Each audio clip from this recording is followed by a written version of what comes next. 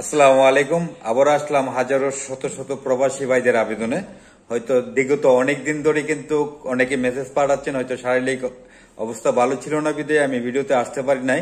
বিশেষ করে যেই মোবাইল নিয়ে আমরা প্রবাসীরা মোবাইল নিতে গিয়ে হয়তো বাংলাদেশে যে এয়ারপোর্টে হয়তো না হয়রানি করছে, এ ধরনের মেসেজ কিন্তু বেশিরভাগ দিচ্ছে। এবং যে বিগত বেশ কয়েকদিন ধরে যে আমরা বাংলাদেশের গভর্নমেন্টের আইন যেটা, এটা কিন্তু প্রত্যেকটা দেশে, যেমন আপনি এক দেশ থেকে আরেক দেশে যেতে গেলে অথবা ডলার এতগুলো নিতে পারবেন এবং ধার্য করা আছে। এবং বিশেষ করে সরকারিভাবে কিন্তু আমাদেরকে ধার্য করে রেখেছে 3টা মোবাইল নিতে পারবেন, একটা ইনটেক, 2টা হচ্ছে ইউজ। তো বিশেষ করে আমরা এটা আবেদন করতে পারি আমাদের সরকার মহোদয় যারা আছেন, ডক্টর মোহাম্মদ ইউনূস স্যার। আমরা সাধারণ প্রবাসী যারা আছি, প্রত্যেকটা প্রবাসীরা কিন্তু বর্তমানে যে আমরা প্রবাসী যারা আছেন, প্রত্যেকটা প্রবাসী 2টি ফোন ব্যবহার করে, এবং যখন বিগত 4 বছর 5 বছর পরে সে বাংলাদেশ যায়, তো অন্তত তার পরিবারের জন্য অথবা বিবাহ করলে অথবা আরো 2টি ফোন নিয়ে যায়। আমাদের সাধারণ প্রবাসীদের জন্য 4টি ফোন, হয়তোবা 2টি তো ইউজ করা এবং 2টি নতুন, টোটাল 4টা ফোনের অনুমতি দেওয়ার জন্য আমি অনুরোধ করছি। এবং বিশেষ করে তার পাশাপাশি এয়ারপোর্টে দায়িত্ব যারা আছেন, হয়তো আমরা সাধারণ প্রবাসী যারা, তাদেরকে হ্যারাসমেন্টের থেকে বিরত থাকার জন্য অনুরোধ করছি।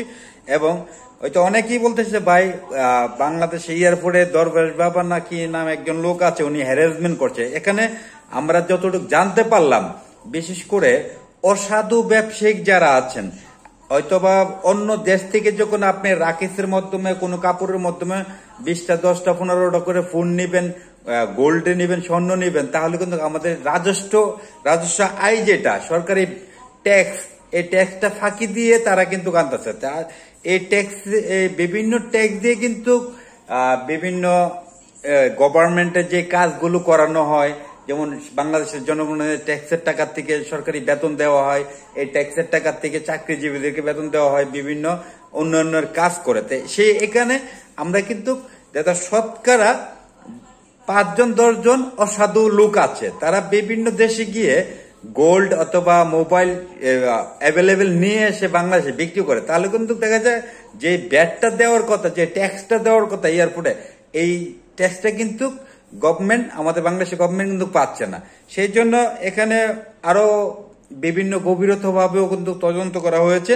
তারা কিন্তু সাধারণ প্রবাসীদেরকে হ্যারাসমেন্ট করছে না, তারা কিন্তু যাদের কাছে 7টা 8টা 6টা করে ফোন পাচ্ছে তাদেরকে কিন্তু আটকাচ্ছে। তাই আমি আশা করি এই অসাধু ব্যবসায়িক যারা আছে তাদেরকে হ্যারাসমেন্ট অথবা ধরতে গিয়ে যেন সাধারণ প্রবাসীরা যেন হ্যারাসমেন্ট না হয়। এবং যারা এই ধরনের পূর্বে যখন অবস্থিত হয়ে আছে, যখন আগের সরকার, আওয়ামী লীগ সরকার থাকা অবস্থায় বিভিন্ন দুর্নীতির সাথে জড়িত ছিল, অথবা বিভিন্ন ব্যবসায়িকরা চোরাচালানি অথবা গভর্নমেন্টকে ট্যাক্স ফাঁকি দিয়ে বিভিন্ন মাল সামান আনত, সেই অভ্যাসটাতে ফিরাতে পারছে না।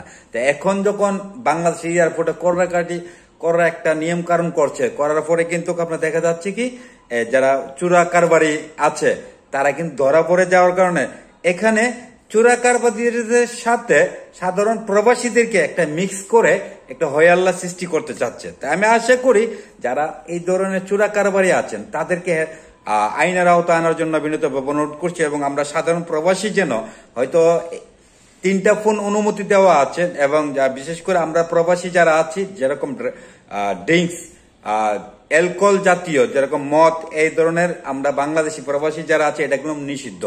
এবং 12 বছরের বয়স নিচে হলে তারা কিন্তু সিগারেট প্যাকেও কিন্তু কোনো দেশ থেকে নিয়ে যেতে পারবে না। আরো অনেক নিয়ম কারণ আছে।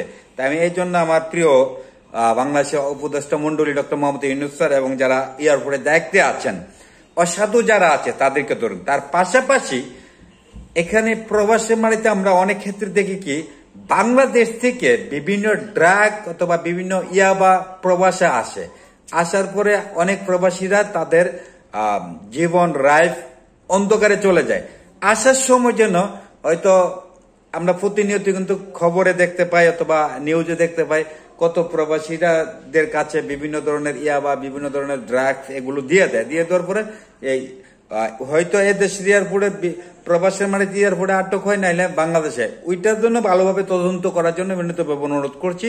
এবং তার পাশাপাশি ডক্টর মোহাম্মদ ইউনূস স্যার যারা অসাধু ব্যবসায়িক আছেন তাদেরকে আইনের আওতায় এনে বিনীত শাস্তি দেওয়ার জন্য বিনীতভাবে অনুরোধ করছি। এবং তার পাশাপাশি যারা সাধারণ প্রবাসী যারা আছেন, আমি হয়তো আমরা প্রবাসী হিসাবে বলছি, আমাদের 2টা ইউজ করা ফোন এবং আরো 2টা ইনটেক ফোন যেন আমরা 4টা ফোনের অনুমতি পাই, সেজন্য সেই অনুমতিটা দেওয়ার জন্য আমি অনুরোধ করছি।